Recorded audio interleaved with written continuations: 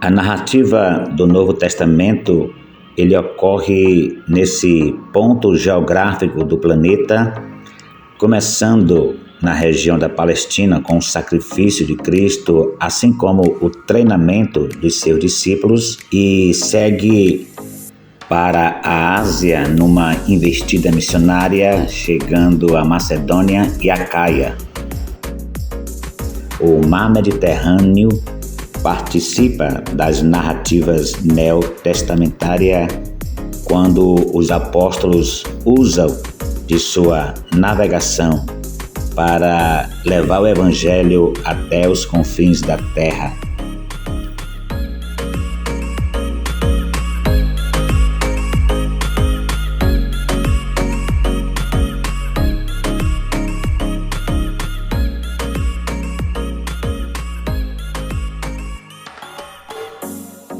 Conforme registra a passagem bíblica Gálatas 4:4, mas vindo a plenitude dos tempos, Deus enviou seu Filho, nascido de mulher, nascido sob a lei.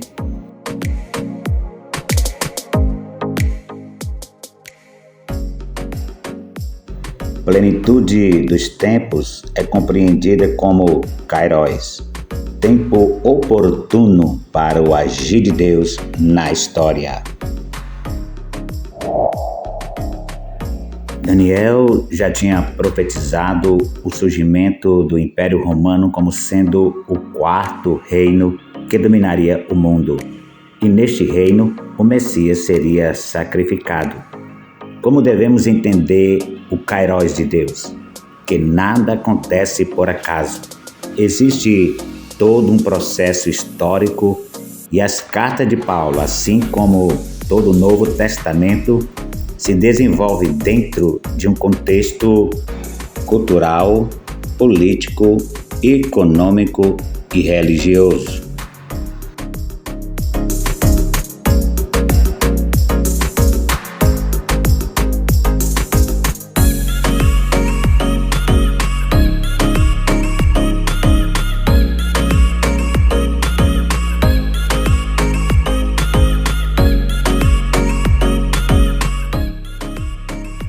A narrativa neotestamentária tem como pano de fundo o Império Romano, juntamente com seus benefícios de obras de infraestrutura, com a construção de uma incrível rede de estradas, a qual ligava o vasto império por eles conquistado, totalizando 400 mil quilômetros.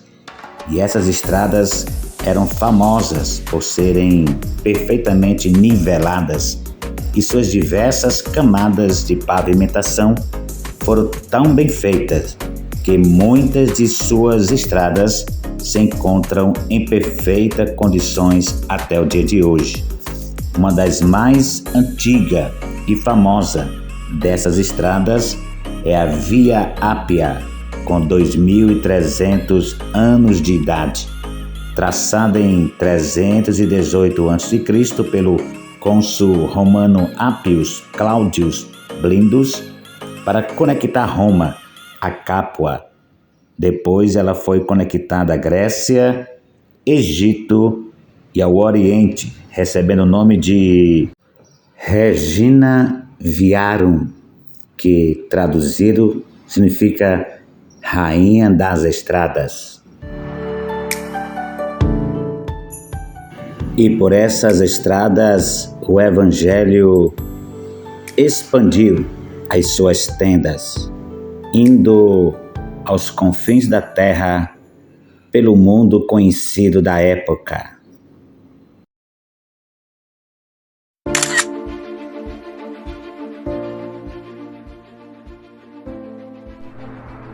A Pax Romana.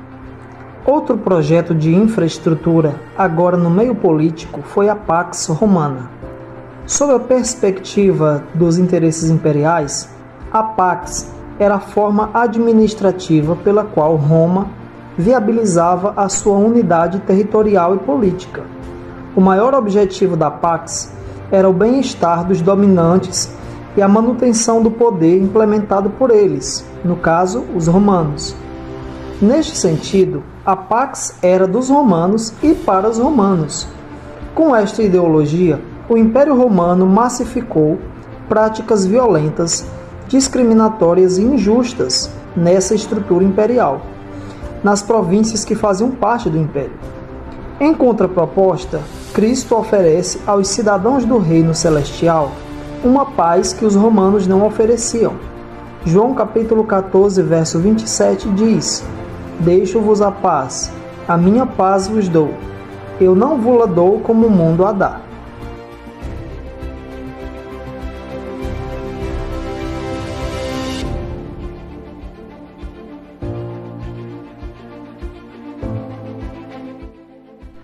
Outra estratégia do Império Romano para manter a ordem nas províncias era de transmitir a cultura deles para os povos.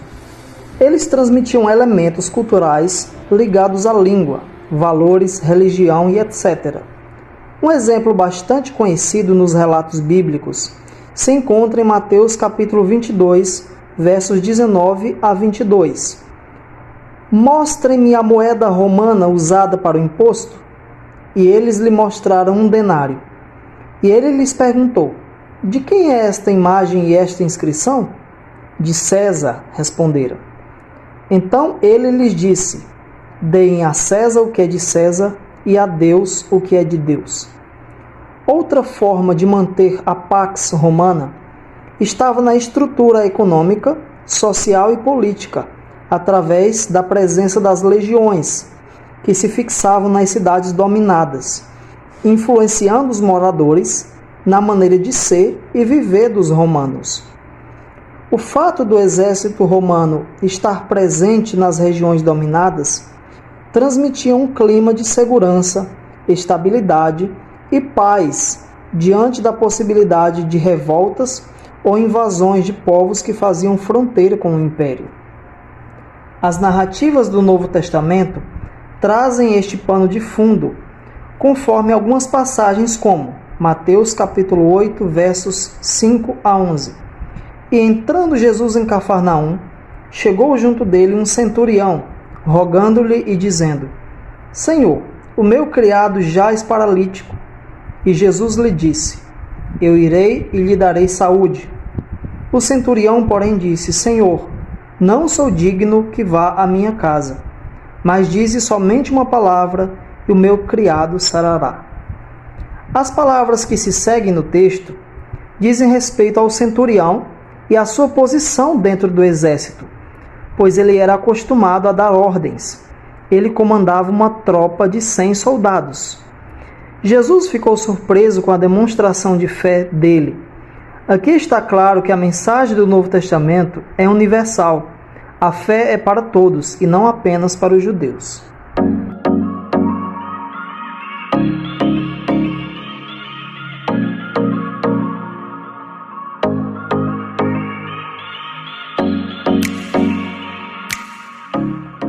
O ministério de Jesus coincide com a dominação do Império Romano na Palestina, consequentemente sobre Jerusalém.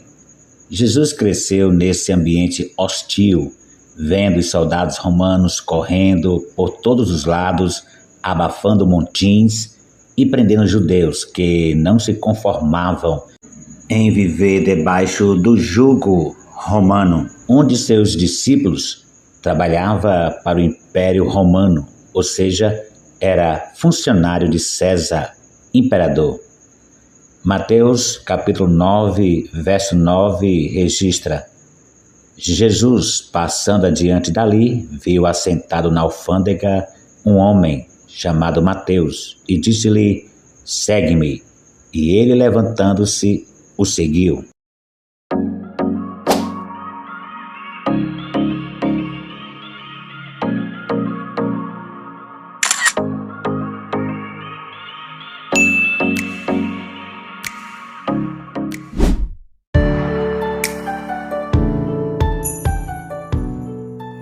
Ao contrário dos herodianos, que apoiavam o governo imperial, a maioria da população judaica vivia em dificuldade.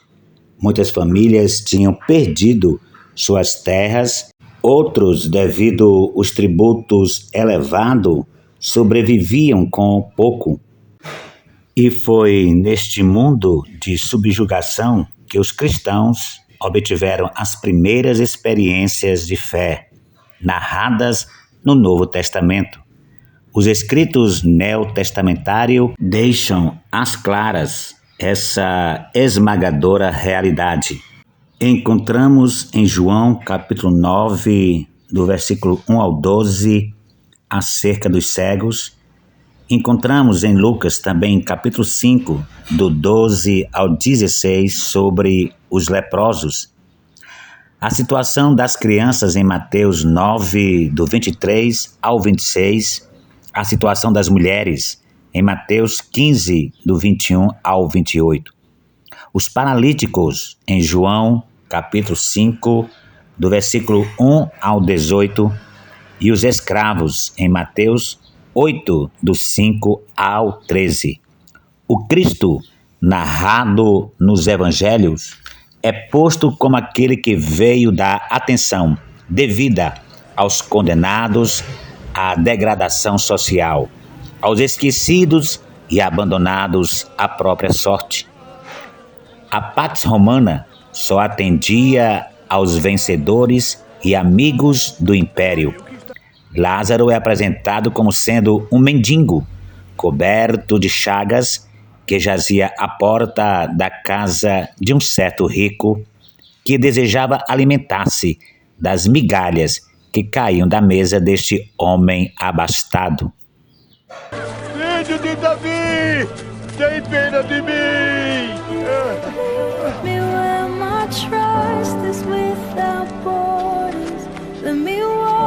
O que você quer que eu faça? Senhor, quero ver de novo.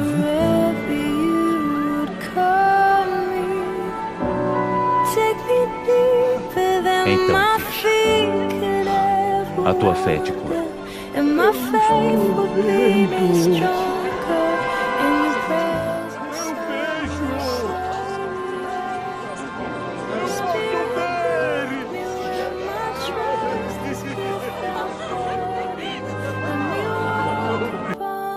Mas, vindo a plenitude dos tempos, Deus enviou seu Filho, nascido de mulher, nascido sob a lei, para remir os que estavam debaixo da lei, a fim de recebermos a adoção de filhos, e porque sois filhos, Deus enviou aos nossos corações o Espírito de seu Filho, que clama, Abba, Pai. Na República Romana e depois do Império Romano, uma província era um território fora da Península Itálica que tinha uma organização regular e estava sob a administração romana. Nesse sentido, não havia províncias no mundo até os romanos estenderem suas conquistas além da Península Itálica. A região da Judéia era uma província romana e o ministério de Cristo esteve em Samaria, Pérea, Galileia e em Decápolis.